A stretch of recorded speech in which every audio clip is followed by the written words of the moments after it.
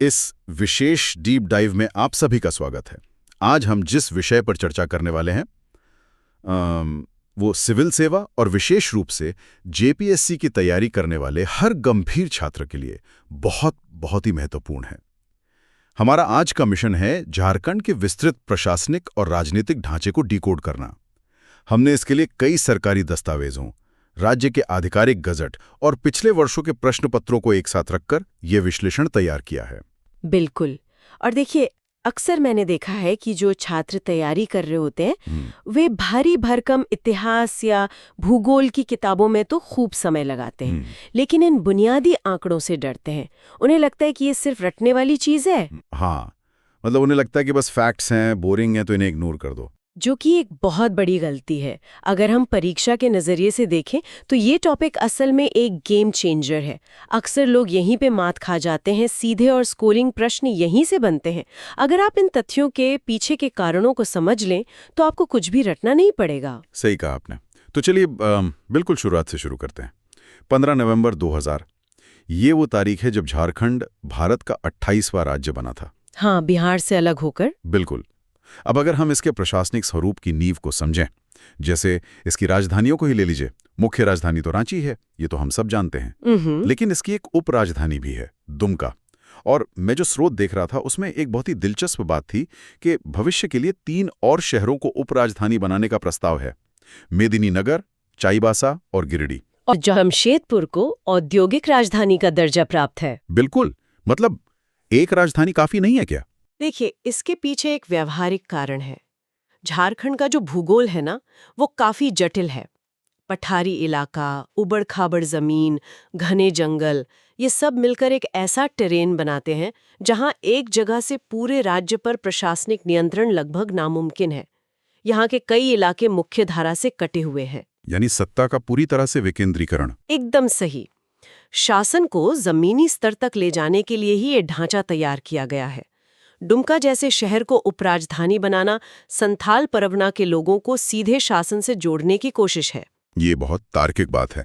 और अगर हम इसी नजरिए से राज्य की भाषाओं को देखें तो प्रथम राजभाषा तो हिंदी है, लेकिन 16 अन्य भाषाओं को द्वितीय राजभाषा का दर्जा दिया गया है। बिल्कुल। इसमें संथाली, मुंडारी, कुड़ुक, खोटा जैसी जनजातीय भाषाएं तो हैं ही, साथ ही उड़िया और बंगला भी शामिल हैं। प्रशासन तभी सफल हो सकता है जब वो लोगों की भाषा में उनसे संवाद करे। और शायद इसी विस्तार को संभालने के लिए जिलों की संख्या में भी बदलाव किया गया। राज्य गठन के समय सिर्फ 18 जिले थे। नए जिले बनाए गए और इन 24 जिलों को 5 प्रमंडलों में बांटा गया है। तो ये प्रमंडल जिलों के ऊपर का ढांचा है? बिल्कुल। और यहाँ परीक्षा के लिए जरूरी फैक्ट है, इन 5 प्रमंडलों में सबसे नया प्रमंडल कोल्हान है। ये अक्सर पूछा जाता है। ये तो रही प्रशासनिक ढांचे की बात। अब उस हिस्से पर आते हैं जहां से सीधे सवाल उठते हैं। राज्य की विधायिका, तो झारखंड में एक सदनीय विधानसभा है, यानी सिर्फ लेजिस्लेटिव असेंबली है। हाँ, और विधानसभा में कुल 81 सीटें हैं। अब यहां मुझे लगता है कि एक बड़ा ट्रैप है जहां कई उम्मीदवार फंस जाते हैं। आप 104वें संविधान संशोधन की बात कर रहे हैं ना? एकदम सही पकड़ा। पुरानी किताबों में अक्सर एंग्लो इंडियन मनोनियन का जिक्र मिलता है। मैक्लुस्कीगंज जैसे क्षेत्रों के कारण यह अहम था। हाँ, लेकिन 104वें संविधान संशोधन के बाद पूरे देश की तरह झारखंड में भी वो प्रावधान पूरी तरह से समाप्त कर दिया गया है।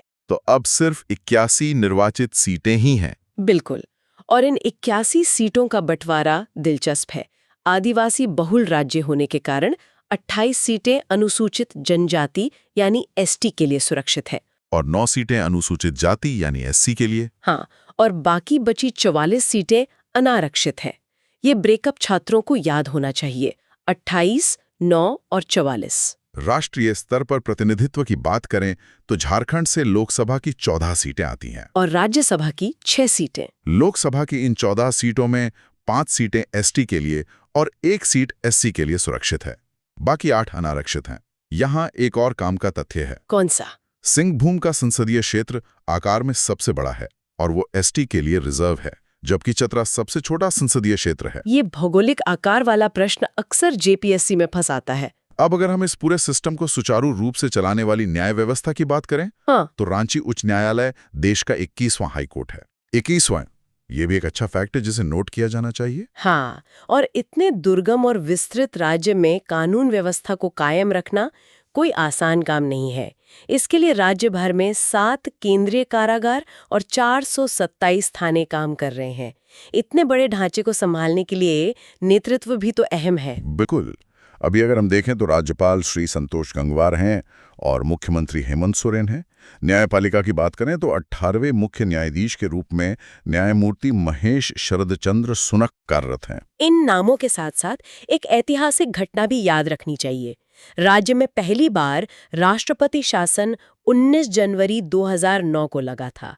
ये राज्य की शुरुआती राजनीतिक अस्थिरता का एक बड़ा उदाहरण था। ये टाइमलाइन तो बहुत जरूरी है।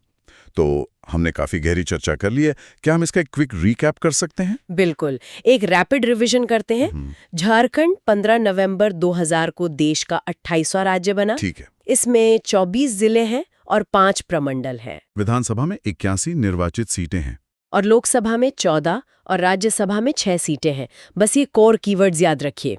मुझे पूरा विश्वास है कि इन सटीक आंकड़ों और उनके पीछे के कारणों को समझने के बाद श्रोता अब परीक्षा के लिए पूरी तरह तैयार महसूस कर रहे होंगे। हाँ, रटने की जरूरत नहीं है, बस कनेक्ट करना है। बिल्कुल।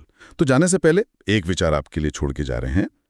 एक ऐसे राज्य में जहां खनिजों की इतनी अधिकता है, वहां 16 द्वितीय राजभाषाओं का होना और 4 प्रस्तावित उपराजधानियों का विचार, क्या ये सिर्फ एक प्रशासनिक सुविधा है या फिर ये झारखंड की भौगोलिक जटिलता और उसकी गहरी सांस्कृतिक विविधता